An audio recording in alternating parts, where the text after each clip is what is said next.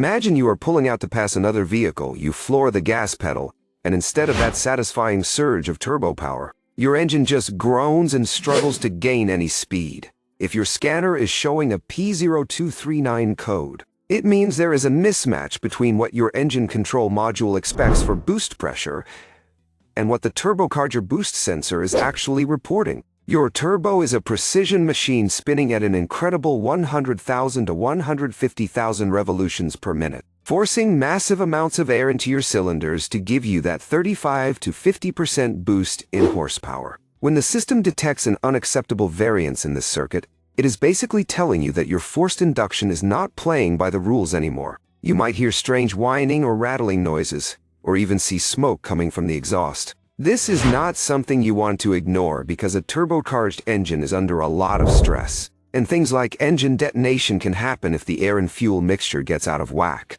Do not ever try to just tighten the wastegate or modify the system to force more pressure, as that is a one-way ticket to a blown engine and a very expensive repair bill. Instead, start with the basics by checking for vacuum leaks at the intake manifold or a dirty air cleaner that might be choking the system. You should also inspect the oil lines because those high-speed bearings need a constant supply of fresh oil to survive, or they will fail in a heartbeat. A simple vacuum gauge test at idle should show you between 16 and 22 inches of vacuum.